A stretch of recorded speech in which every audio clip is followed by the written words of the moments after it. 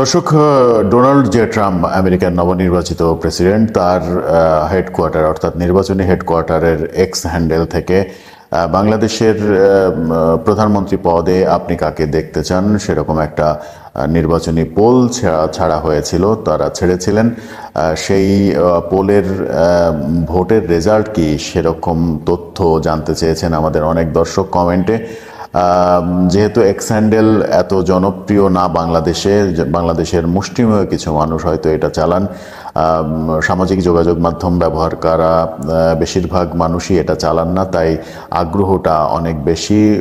কমেন্টে প্রশ্ন রেখেছেন, জানতে চেয়েছেন অনেক দর্শক, সেটাই জানাবো এই ভিডিওতে। সাথে আরও কিছু আমেরিকা বাংলাদেশের প্রসঙ্গ রয়েছে, সেই বিষয়ে আলোচনা করব এই ভিডিও। ছিলাম ডোনাল্ড জে ট্রাম্পের নির্বাচনী হেডকোয়ার্টার এক্স হ্যান্ডেল যে পেজটা, সেই পেজ থেকে বাংলাদেশের আগামী নির্বাচনে কিংবা বাংলাদেশে এই মুহূর্তে কাকে প্রধানমন্ত্রী হিসেবে দেখতে চান এরকম একটা নির্বাচনী পোল ছাড়া হয়েছিল। সেখানে দুজনের নাম লেখা হয়েছিল, শেখ হাসিনা এবং ডক্টর মোহাম্মদ ইউনূস।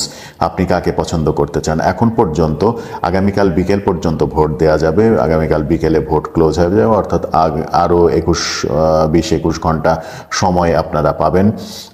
সেই সময়ের মধ্যে ভোট দেয়া যাবে, অর্থাৎ কালকে ফাইনালি বলা যাবে। কিন্তু ভোট এখন পর্যন্ত ভোটের যে ব্যবধান, সেখানে আগামীকাল বিকেলে গেলেও এই ব্যবধান হয়তো কমবে না। ভোটের রেজাল্ট যেটা সেটাই থাকবে। এখন পর্যন্ত বাংলাদেশে যেহেতু এক্স হ্যান্ডেল জনপ্রিয় না, তাই 2,16,000 মতো মানুষ এটা দেখেছেন এবং সরাসরি ভোট দিয়েছেন 30,000-এর মতো। 30,000 ভোটের মধ্যে দেখা যাচ্ছে শেখ হাসিনা পেয়েছেন 73% ভোট এবং ডক্টর মোহাম্মদ ইউনূস তিনি পেয়েছেন 27% ভোট। শেখ হাসিনা 73, ডক্টর মোহাম্মদ ইউনূস 27। এই হচ্ছে ভোটের রেজাল্ট। আগামীকাল বিকেল পর্যন্ত ভোট হলেও এই রেজাল্ট খুব একটা যে হেরফের হবে না, এটা এখনই বলে দেয়া যায়। শেখ হাসিনা, আওয়ামী লীগ, বিএনপি, জামাত এরকম অনেক জরিপই বাংলাদেশেও হচ্ছে। বিশেষ করে গত 2 দিন আগে আমরা দেখেছি সাংবাদিক মাসুদ কামালের ইউটিউব চ্যানেল থেকে এরকম একটা জরিপ করা হয়েছে। মাসুদ কামাল তিনি আওয়ামী লীগ এবং শেখ হাসিনার কট্টর সমালোচক।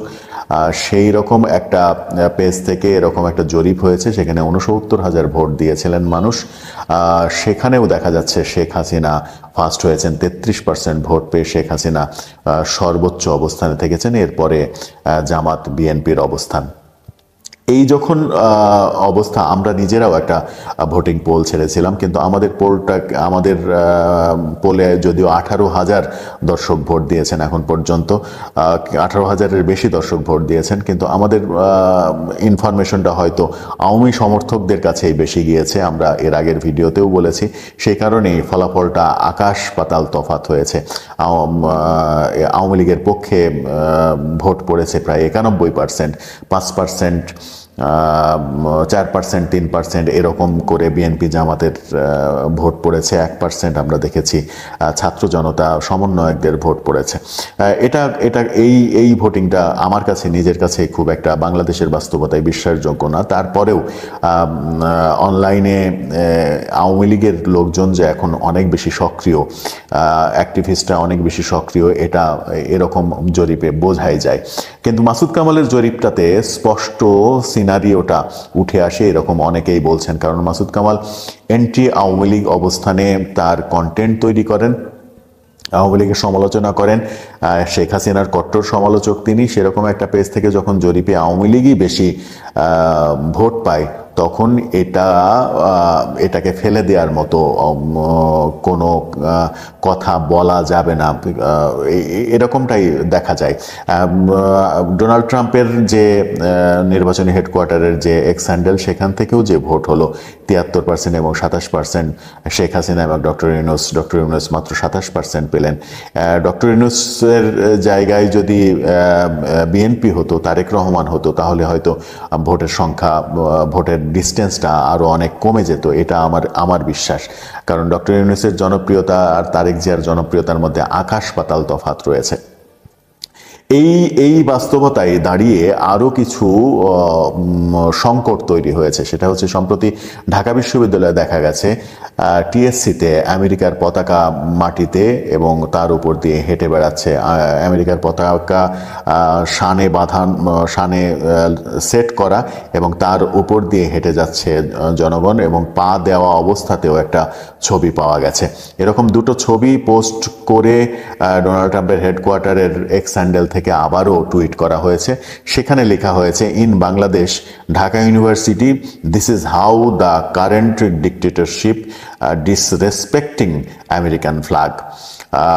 তারপরে তারা লিখেছে, few month ago they were begging to America for loans but disrespecting American flag after Trump's win. অর্থাৎ কয় মাস আগেই তারা অনুদান চেয়েছে আমেরিকার কাছে, এখন ডোনাল্ড ট্রাম্প জেতার পরে তারা আমেরিকার পতাকাকে অবমাননা করছে।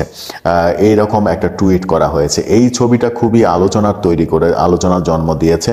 এই ছবি বিশ্ব দরবারে ছড়িয়ে গেছে। ছড়িয়ে যাওয়ার ফলে বাংলাদেশের ভাবমূর্তি অনেক বেশি নষ্ট হয়েছে।